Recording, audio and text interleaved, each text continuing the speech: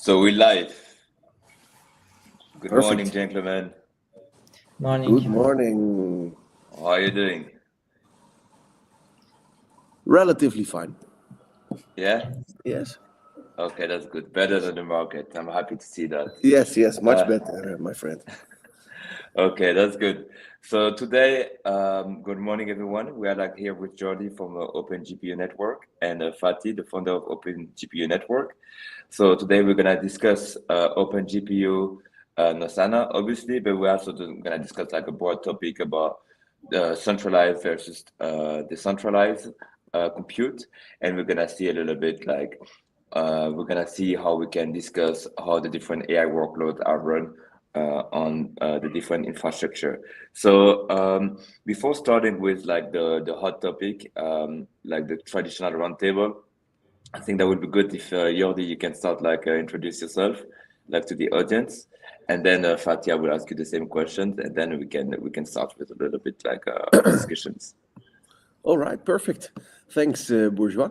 So my name is Jordi. I'm in the role of business developer in OpenGPU Network. For you who don't know OpenGPU Network, it's a company we started about 3 years ago. Fatih and two others co-founded the company, so I will let Fatih do the short introduction. My role is to focus on commercial and legal aspect of the business, and together with the co-founders to execute the strategy that we decide upon together. So Fatih, please introduce yourself and OpenGPU Network as well. Sure. I'm Fatih, founder of OpenGPU, and briefly, I was in computer science field in university, and I was doing my master's degree on distributed compute. And the idea of OpenGPU came to my mind when I started college, and through the years, I built this idea, and at the end, we created this business. OpenGPU is a task marketplace for any compute instance. So instead of traditional rental methods, we are creating a protocol that execute tasks with GPUs, and there is no commitment on GPU side. So idle GPUs can contribute to this compute protocol. So overall, our goal is creating efficiency and scalability at zero cost. And this is also a way of decentralized compute infrastructure, because it acts like how transactions are acting on Ethereum chain. So this is very similar with that idea. We can deep dive on technical and business side in the later. But for now, I think that's a brief introduction. Okay. Thank you, guys. Good question, actually, Fatih, because and Jordi, you said that you started 3 years ago, and you had decided 3 years ago. So did you notice straight away this needs in terms of GPUs, or that you pivot in the meantime because 3 years ago, let's say AI wasn't a hot topic yet. So I'm very curious to see how you were inspired. Yeah, in university, I was already in AI field. I was doing AI research, and I was already in closed beta of OpenAI GPT endpoint. So I knew this was coming. I created some products that uses GPT-3. So back in 2021. So I knew this will be the next thing by 4 or 5 years ago. And I see the issue as a researcher of myself. I was it was very hard for me to reach compute resources. I need a cheap compute resource, and only few hours. I don't need to pay for 6 months because I'm just a researcher. So we see that this need will be present in the future. So we build for the future, and right now we see that this is actually a very needed sector of this AI field. Okay, that's pretty good. And you, Jordi, because I know a little bit your background, especially on the legal side. So what made you very interested into the GPUs and Open GPU? And you were like, okay, I want to jump on this boat and I want to ride that wave. Like, what was the exciting point for you?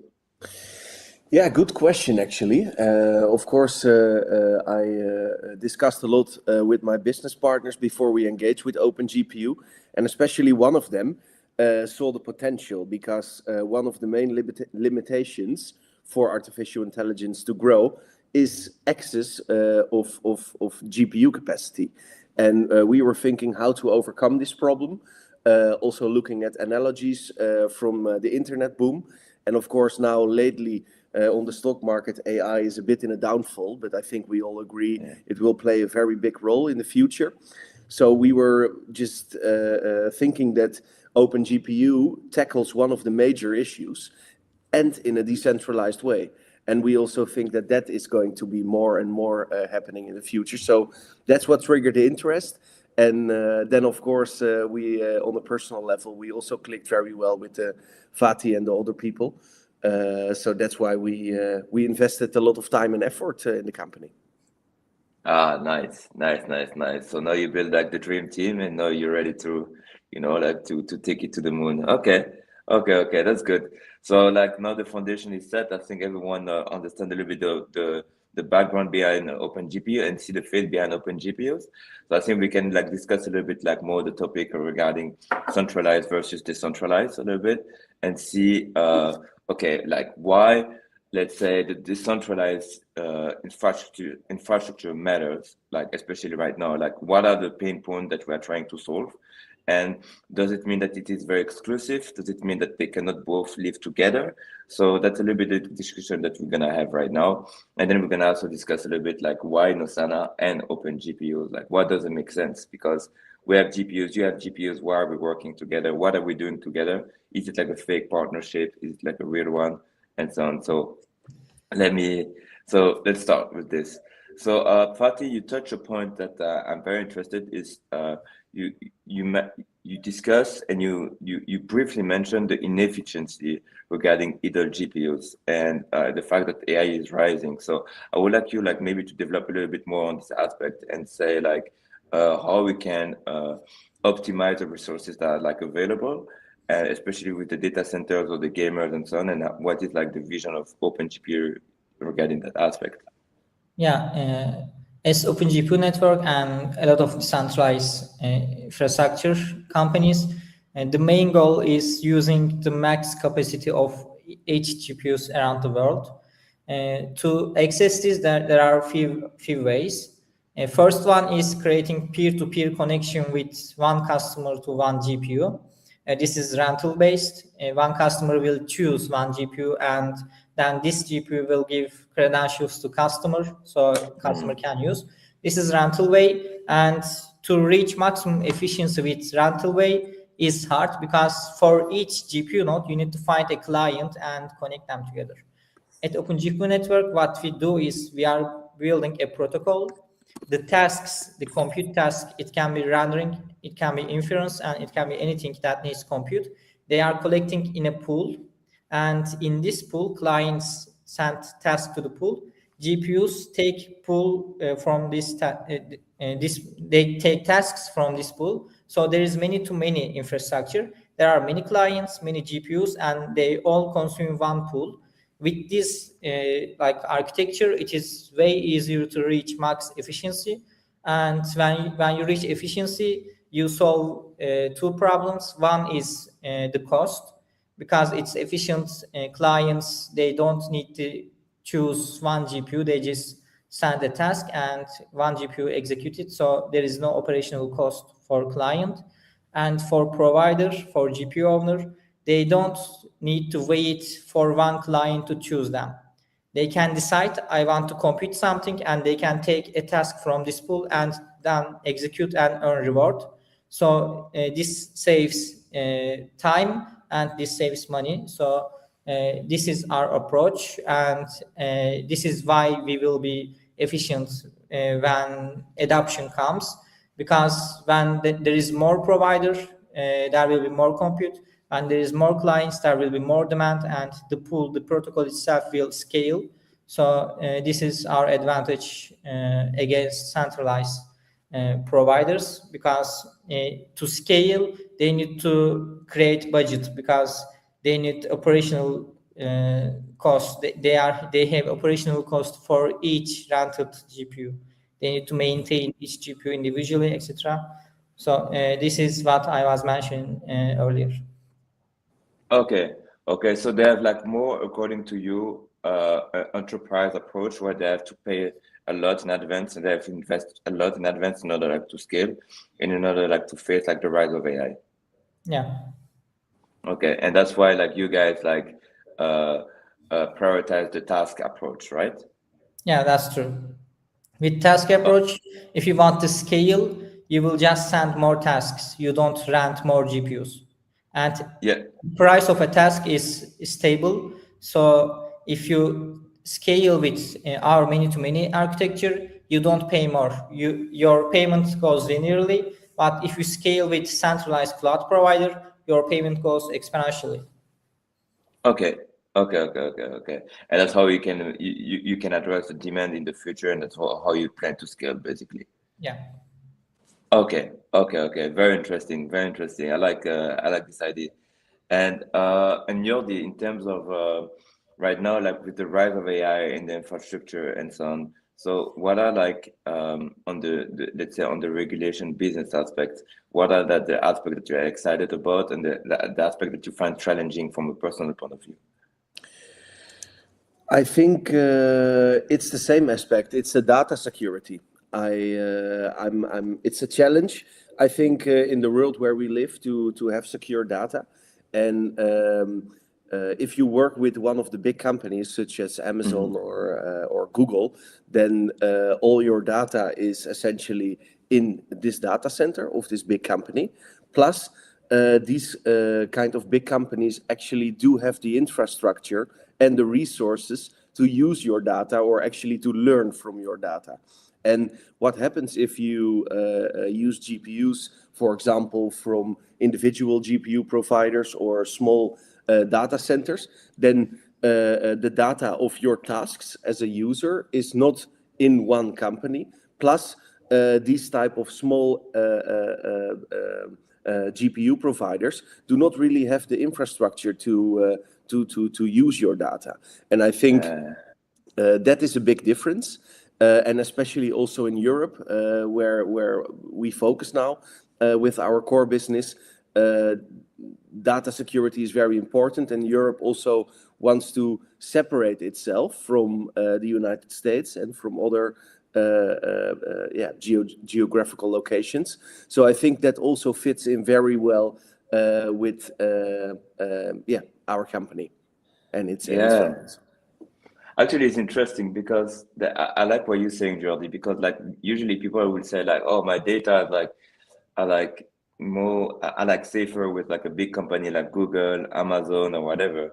But actually, like you said, what you're saying is like with the decentralized world, it's like your data is not like centralized in one place. So it's not Google has everything. It's like no, you can spread it like everywhere. And the people like that run the workload and so on, they don't have usually like, or they don't even want to have necessarily access to this data.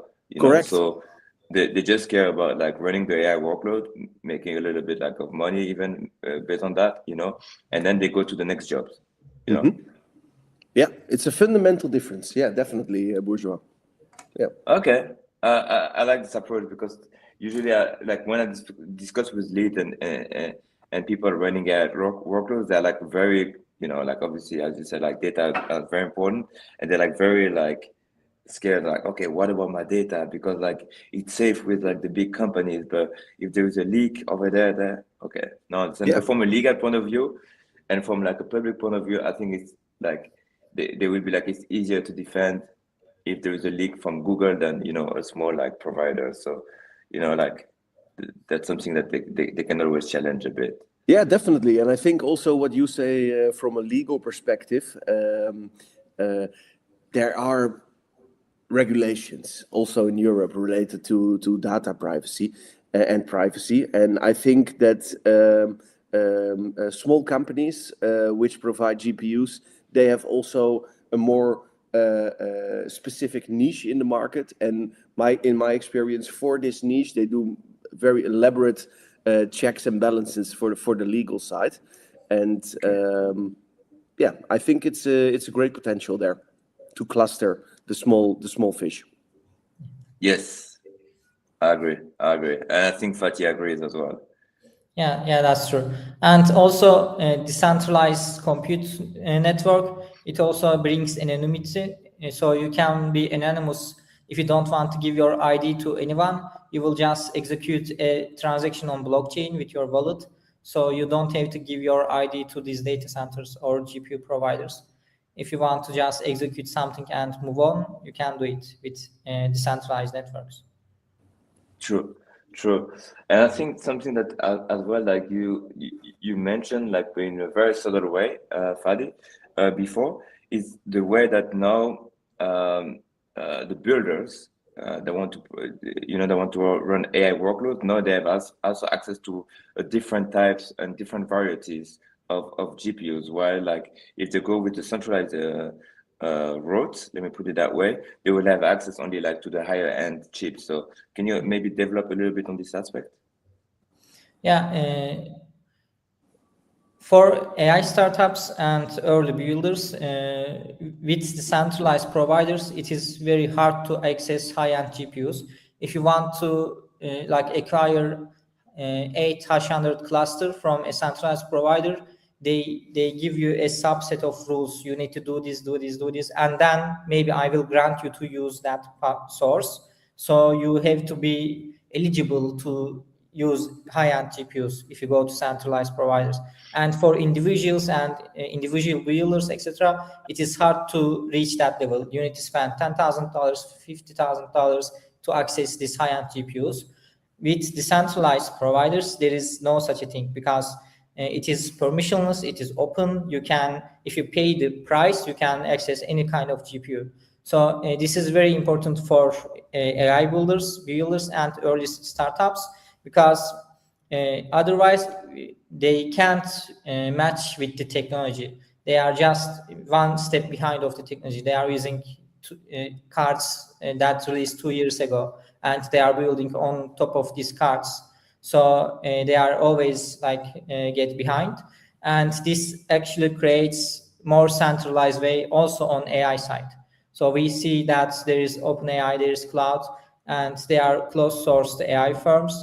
And when these individuals, they can't access high-end GPUs, they can't compete, they can't create open source high-end this like new level AI models if they can't access GPU.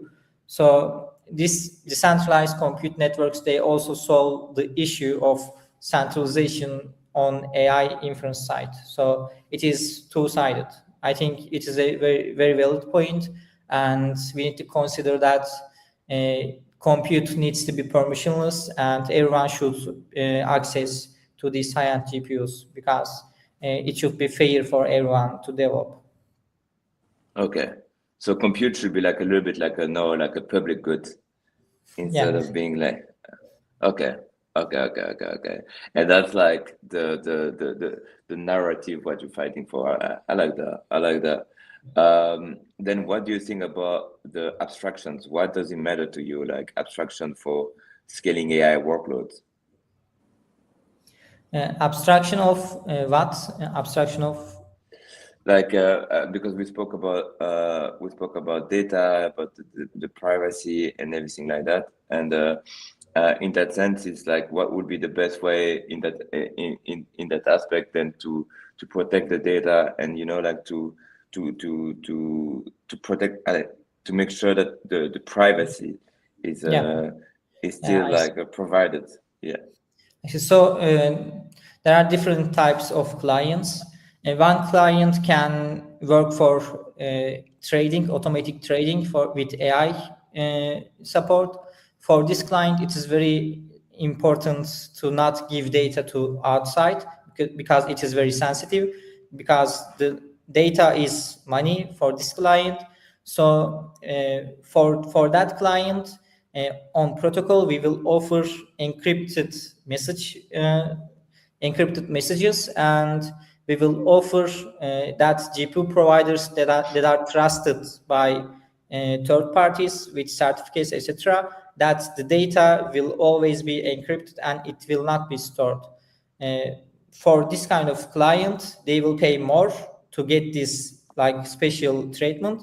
But for like a university student, the data set he is using for AI research, it is public data set. So it is not an issue to give this data to public. It is already public database. So for this kind of client, he can choose, okay, I don't care about privacy, just compute this task in any GPU, and it will be way cheaper for this client. So with centralized protocols, we can abstract many levels of security and privacy, and each level will have its own market. So with centralized providers, you can't do this because you need to assume each client needs top security, and because of that, they are overcharging each client because they give them top security even if the client doesn't need that, even if it is public data set.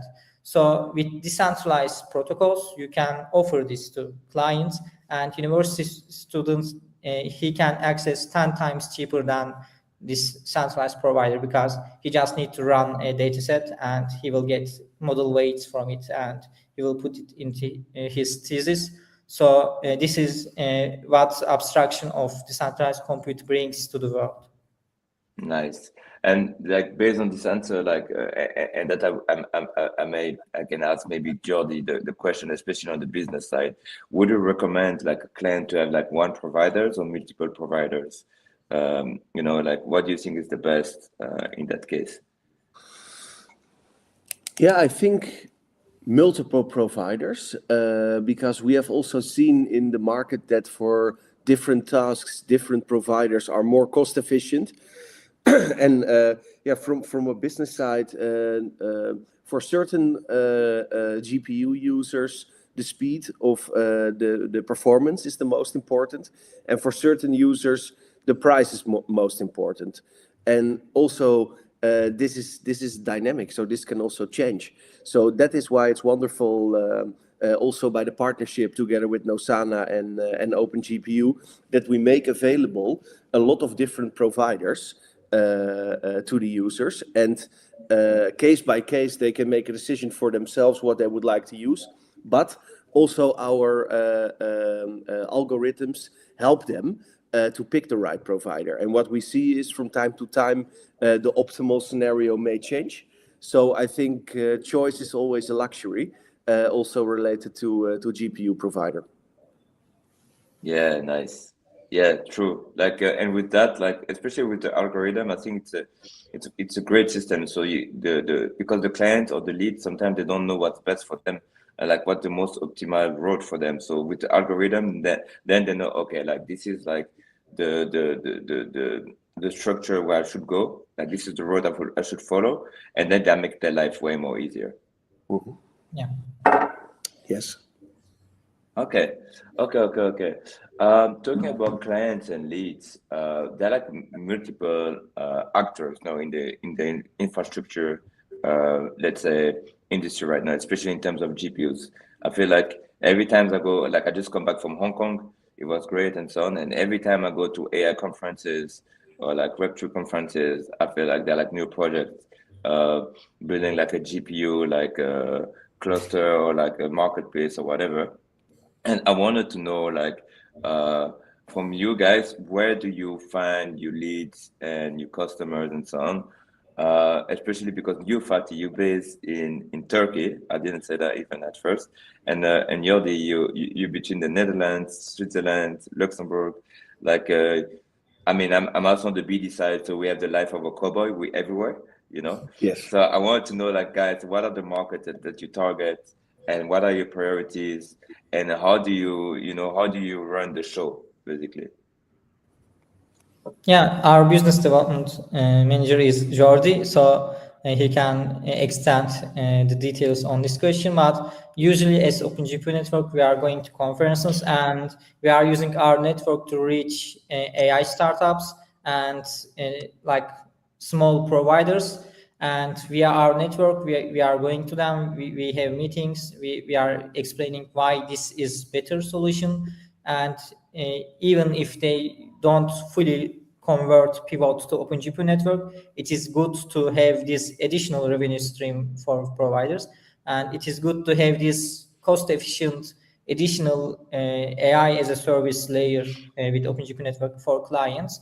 So this is our strategy right now, going to conferences and collecting information from the environment, and then we are approaching them one by one.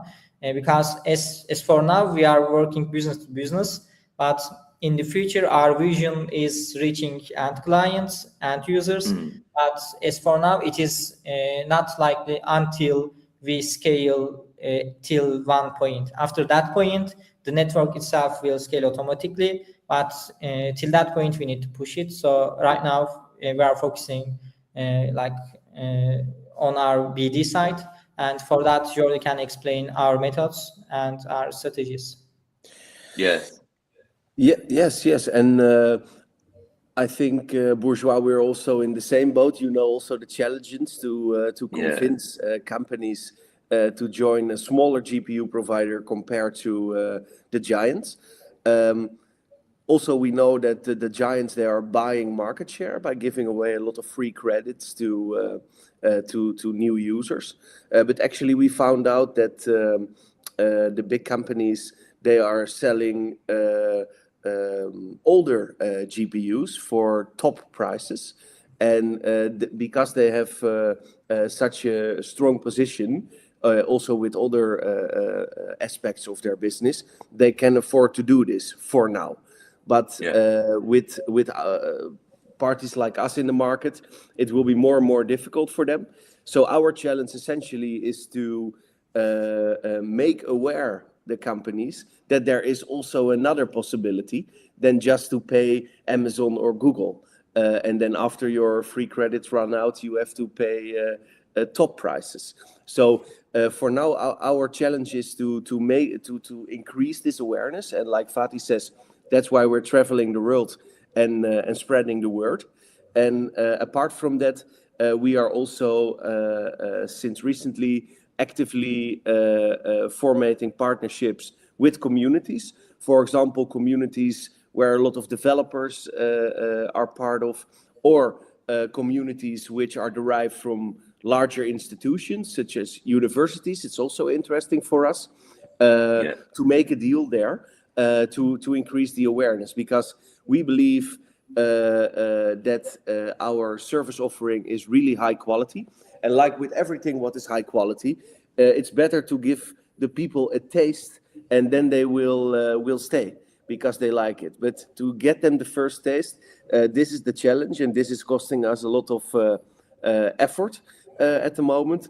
But I have a lot of trust that it will grow organically.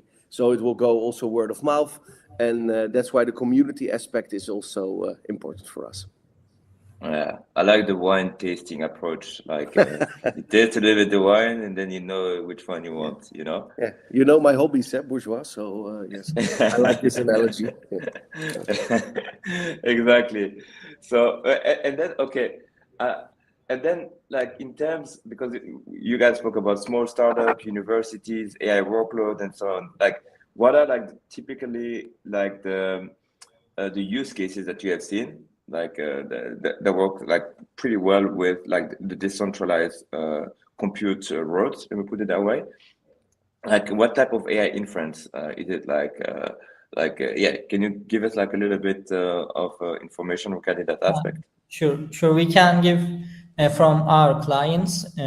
For example, one of our clients doing machine learning hackathons. So there are thousands of people like publishing machine learning algorithms, and they need to compete all of these algorithms within a closed period.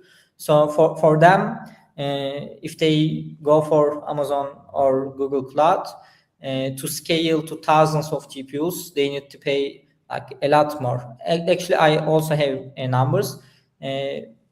With our decentralized network, we compare it to Amazon Web, Amazon AWS, and they were using T4, Tesla T4 GPU at Amazon Web Services, and we switch it to 4090, and the cost was half the price, but the computing power is 10 times more with these 4090s. So they pay half the price, but they get 10 times more compute power. And one task was executing in 1 hour, but with our system, it executes in 7 minutes. So in 1 hour, they can do like 12 tasks. And when you divide it by 2, when you divide the cost by 2, at the end, it is 90% cheaper if they go with this decentralized compute way instead of going to centralized cloud providers. This is one of the use cases.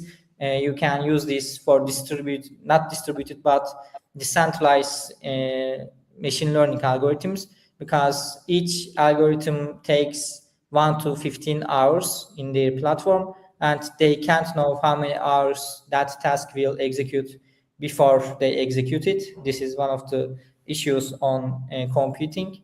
So they are paying a lot of money to scale on demand with centralized providers. But when they come to decentralized way, they know what will they pay, because they pay for each task. So this is one of the use cases. And there is also an option to run embarrassingly parallel jobs. This is more technical way. Embarrassingly parallel job means each part of the competition has independence from each other, so you can run it parallelly, and at the end you can combine it. For this method, I give video generation with 3D modeling. There is 24 frames in 1 second, and each frame is independent from each other. And with this method, embarrassingly parallel method, you can give 24 GPUs 1 frame, and each GPU creates a frame in 1 second. Then you get 24 times faster result when you do this embarrassingly parallel jobs. With centralized providers, this is also very costly. But if you go decentralized way, this costs same with renting 1 GPU and waiting 24 times more. So there is cost and time efficiency on this method. And there is also AI inference. For AI inference, there is LLMs. There is text-to-speech, video generation, image generation, etc. For all of these things, you need higher GPUs. You need clusters of GPUs. And for that matter, you need to rent, for example, 800 chips to run like a 400 billion parameter model. And it costs $10,000, $15,000 with rental ways. So if they come to OpenGPU network, they will just create the model. They say, I have 400 billion parameter model source, and they will pay for each task. Instead of paying 15,000, maybe they will pay $50 at the end of the month. So there are many ways of converting your AI workload, compute workload to decentralized way, and it is very technical actually. So I think I should stop and talk basic. Yeah, because if you go too technical, we have a technical audience, but people, they will go crazy. So it's also good to give like a little bit of suspense, so they can, they can contact us and reach us and this type of thing. But that's very interesting actually, and like on this aspect, maybe that's for also something very interesting for you, Fatih, because when I travel, because as you already said, like we live a little bit the same lifestyle. When I went to Turkey, there was like a Solana conference over there, and what I noticed is there are like a lot of builders, but like young students, they're like really invested as well in AI and Web3. So over there, like there is also like a big community of builders that you can support, and that you can, like the universities, like maybe the associations, this type of things over there. That's also something that you try to leverage based on like all the workload that you described, because I'm pretty sure that they're like trying to run like this image generation, this video generation, and all type of things, and they want to have access to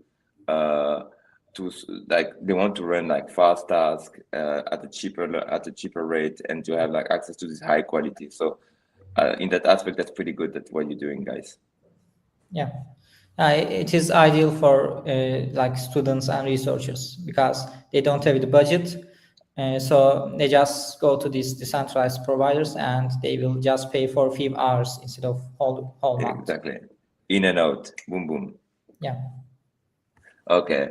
And now we discussed like different topics, a lot open GPUs and so on. So why why do we have this call together as well? It's obviously to celebrate like a partnership. We've been working together like for a while, and now we're like, okay, it's the right time to share it with the public and so on. So it's not me like making just an advertisement of Nosana, but I think that would be good as well for both communities to understand like a little bit how we work together. I know that Jordi, you briefly mentioned it, and also you, Jordi, but maybe like from your point of view, like, and guys, I didn't bribe anyone, I didn't like pay anyone, so like just sharing like a little bit like your experience, what you aim to achieve and so on with us, and like the vision why we're working with us, because you have GPUs, we have GPUs, so like people they might ask like, but what are they doing together? So maybe you can reply to this question from your perspective. Okay, would you like to start, Fatih, or shall I? You can start and okay, and then I will add. No, so I think for starters, our mission is the same: to make compute accessible to everyone in the world, no matter what you are doing or where you are located. And we of course we had a lot of talks about this together, and finally Nosana has a lot of GPUs in its network to rent out, and we saw a good synergy because we were focusing on the task-based aspect of this. So not even hourly rental, but really per task, can even be less than a second. And by cooperating, we are combining our networks, which makes our exposure multiply. And also, I think on a personal level, intercompany, we have a very good relationship. What allows also our technological people to work together to implement the functions of both systems, and also in some ways to educate each other and to make both Nosana and OpenGPU a better place finally for the user. So I think, it was a no-brainer to organize this partnership. But Fatih, maybe you can elaborate a little bit. Yeah, sure. So OpenGPU is a protocol. So actually, we don't own any GPUs that is on our network. Providers and individuals, they just subscribe to our protocol. So Nosana is another GPU provider, and when Nosana subscribes to OpenGPU protocol, then Nosana can use unrented idle GPUs to execute AI workloads on OpenGPU task pool. So that creates additional revenue stream for Nosana, that creates additional revenue stream for OpenGPU. So overall, it makes compute more accessible. So this partnership makes very much sense for each parties on this aspect. Yes, exactly. So, and as you already said, like the goal at the end of the day is to make like this world a better place. How? By making compute accessible and affordable for everyone. So that's the mission. We share the same missions, and that's why we're working together. And also we share like the same passion, Jordi and I, like Fatih, Matt, everyone. So like the team just clicks. So that's a good thing. Actually, for the little story, we met in Singapore. And since there, like we've been to different countries. We saw each other in Dubai. We saw each other like in the Netherlands and so on. And like this, I'm very happy with this collaboration on the technical level, on the business level, and on the human level. And I hope it's gonna last for long. Likewise, okay. my friend. Likewise. Likewise. Thank you, guys. Okay, we still have like a little bit of minute. So what I would like to ask is like more like a broad question regarding, like we discussed about the AI infrastructure, but now I would like to go like to a higher level a little bit and discuss like a little bit like the AI current situations, because right now, what maybe it's just my personal feeling. I feel like if I sleep for a week and I wake up a week later, I feel like AI is already I've missed like 15 updates, you know? So like between the race between Claude, Gemini, ChatGPT, whatever, everything like is going crazy right now. Robotics, Optimus, and so on. So I would like to see a little bit your point of view, guys. Like, what are you the most excited about? Who do you think is gonna win the race? Like Google with Gemini, Cloud, like OpenAI with ChatGPT, and so on. Because every week there are like crazy updates, and also like can they keep the space? Because like yeah, at this point it's just going crazy. I see. For this thing, I think for Web 2 and internet boom, I think Google won that race, and like with Google search engine, and they created like a multi-trillion-dollar company. But for AI space, I think there won't be like single-handedly like I don't think anyone will take the flag and go like individually. I think it will be more collaborative. And with the current state of world, I think there will be open source models, open source communities, and these communities will take place on this race, I think. Because the world has realized with this blockchain technology, they realized as the whole world, we can work together and we can create protocols. So I think with this AI boom, there will be few of these kind of communities that will get in the race, and they won't let one company to take the flag. This way, it will stay decentralized, and the power of AI will not belong to one company. It will belong to the world itself. So I think it is very important, and as decentralized compute protocols, we give efforts to these kind of communities. We are trying to give power to these communities to keep them in race. It is very important for the future of humanity too, because AI is too powerful. If one company, one group take the all power of this AI, then they will be superior than the rest of the world. So this shouldn't happen, and AI should stay, AI compute, AI access should stay permissionless. And I think for me, it is this is my wish. I wish that none of these companies will win the race. They will always stay in the race. Ah man, that's good. Power to the people. I think like he's not there today, but I'm pretty sure he's listening. Jesse will love your answer because he's a big advocate of power to the people and the decentralizations, and yeah, I think from far away like he's giving you like a higher thumb up. Yeah. And you, Jordi, you want to share something like from your point of view, because like Fatih has the technical point of view, maybe from a business point of view, like what are the tools that you're really excited about, or the innovation that you really like? Okay, I want to see it. Is it like robotics, like you know, like you want to come back home and see like a robot like doing your laundry, like like is it like the defense? Because like now we see like a Yeah. military robot, like, what do you think about like the current status and the current Yeah, like it's a very interesting question, and I like to think and to talk about this topic with my colleagues and my friends also. And what I really like is, of course, on a political scale, you have a lot of talking also about AI.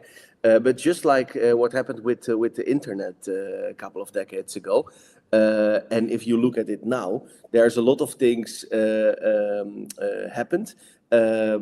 Not everything is very useful, but you get used to it. So then you use it on a personal level as a consumer. But what I like is the appliances where the quality of life grows for everyone. So if AI becomes more evolved, what it will be, it can improve the lives of every human on Earth, essentially. and this can go from efficiency perspective or healthcare, or it's in every segment of the lives. And what I'm interested about is the appliances, what will come to improve the daily quality of the life of the people. And from a more ideological perspective, I was also thinking about this lately. When the super AI comes, or at least a very much evolved artificial intelligence, then of course you have always this argument, it can be used for the good and for the bad in the world. And what I like about the decentralized nature is then we are not relying so much of the big corporations, which can also be focused too much on profit and not enough on social impact from time to time. And I think with the decentralized nature of what we are all working on, the power comes to the people, and then we have to hope that the people as a collective are in the state of mind to use AI for the good things in the world. And this is for me most interesting to think about when we have this strong and elaborate artificial intelligence, how it will be applied. And so I think from a technical perspective, there's a lot to do to come to this stage, but also we don't have to forget about the personal or the ideological perspective to put our resources where it can make the most impact and improve the quality of life of the people. That's true. That's a very good answer, because that's why as well people are using AI is to make to be better at the job, to remove the human error, to improve like the day-to-day. And yeah, that's a very ethical answer as well, like make the world a better place.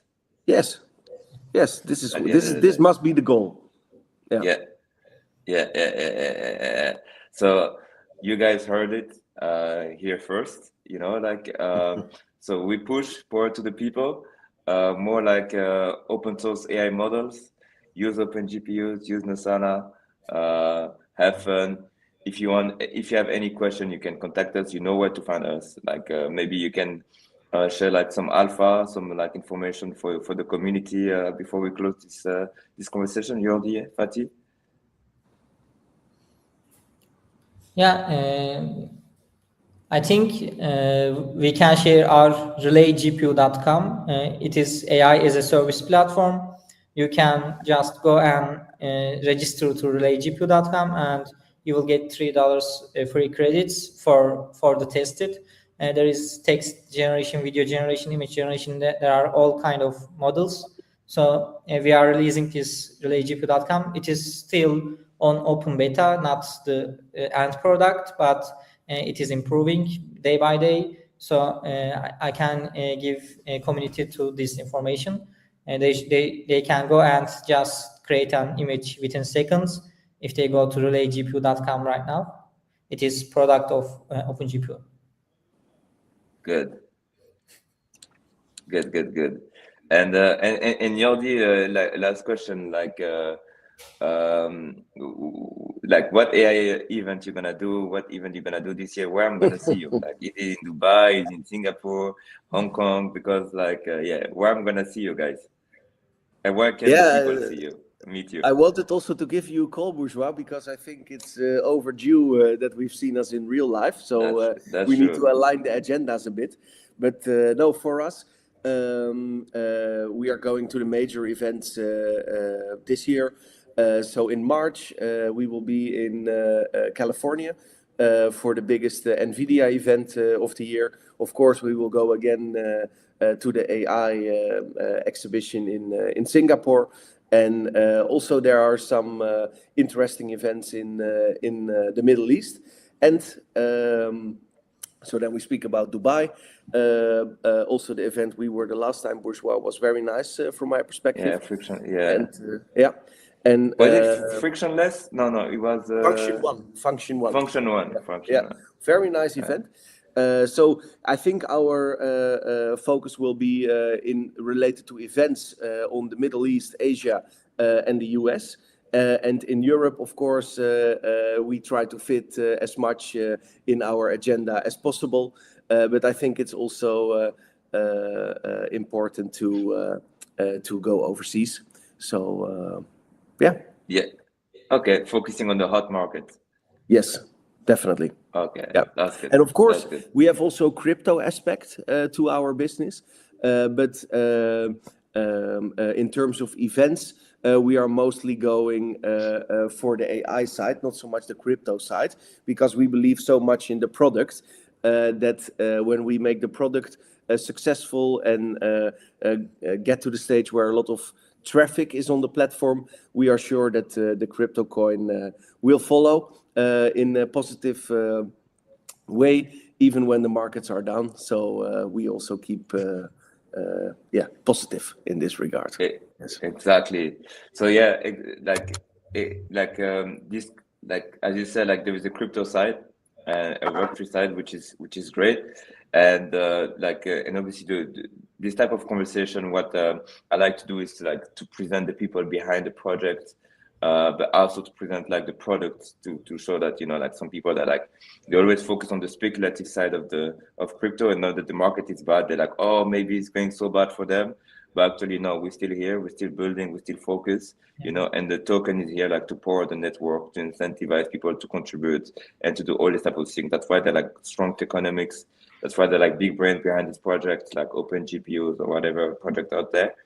And yeah, so that's why we can even do 5 hours without even talking about tokens. So yeah, thank you guys for your time.